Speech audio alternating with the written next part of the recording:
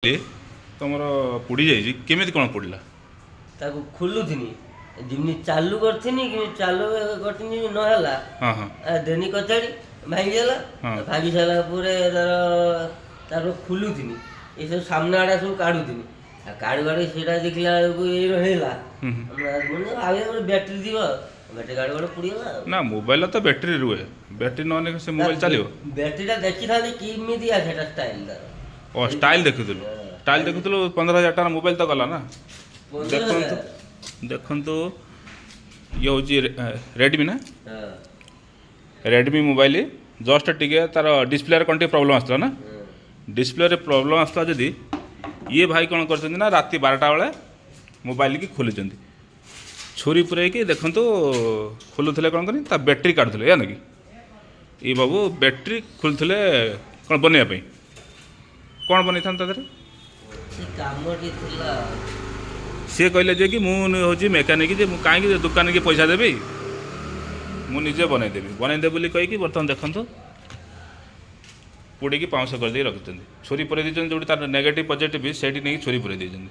ଛୁରୀ ପୁରାଇ ଦେଲା ବେଳେ ସେଠି ପୁରା ଧୂଆଁ। କେତେବେଳେ କେତେ ରାତିରେ ସେଇଟା?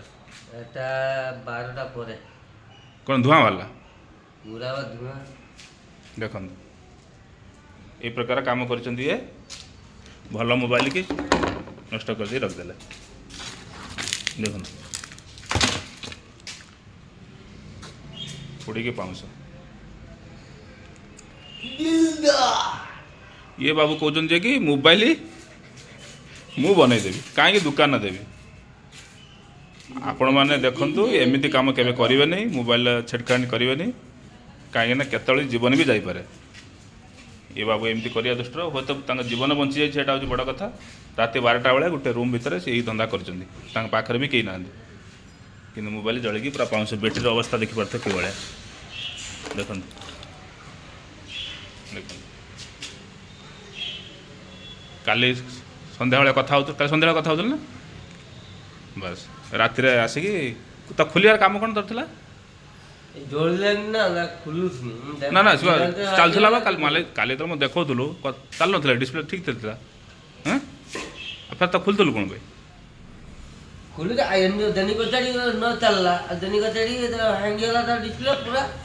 କିଛି ଦେଖା ହେଲାନି ଆଉ ଖୋଲୁଥିନି ତା ବ୍ୟାଟେରୀଟା ଚାକୁର ଧୂଆଁ ହେଇକି।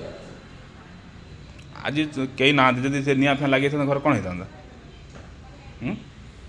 ତୁ ମରିଥାନ୍ତୁ ନା ନାଇଁ ସାର୍ ପୋଡ଼ି ଜଳିକି? ମୁଁ ସଙ୍ଗେ ସଙ୍ଗେ ଖୋଲିକି ବାହାରି ସେ ଘର ସାରା ତ ପୁରା ଧୂଆଁ ହେଇଥିବ। ଧୂଆଁ ହେଇଗଲା, ଏଟା ଖୋଲିଦେନି ସେଟା ଖୋଲିଦେନି ପୁରା ପାସ୍ କରିଗଲା। ଏମିତି କାମ କେବେ କରିବୁନୁ କି ଆପଣମାନେ କିଏ ଦେଖୁଛନ୍ତି ଯେଉଁମାନେ ଭାଇମାନେ, ଏମିତି କାମ କେହି କରିବେନି, କାହିଁକିନା ଇଏ ଟିକେ ବେଶୀ ଦିମାଗ ଲଗାଇ ଦେଇଛି କି ମୁଁ ମେକାନିକ୍ ହେବି। କିନ୍ତୁ ଦେଖନ୍ତୁ ପରିସ୍ଥିତି, ଟଙ୍କା 15,000 ମୋବାଇଲ ଗଲା, ହୁଏତ ତା ଜୀବନଟା ବଞ୍ଚିଯାଇଛି, ଏଇଟା ବଡ଼ କଥା, କିନ୍ତୁ ମୋବାଇଲର କୌଣସି ଦୋଷ ନାହିଁ। କିନ୍ତୁ ଏମିତି କାମ କେବେ କେହି କରିବେ ନାହିଁ।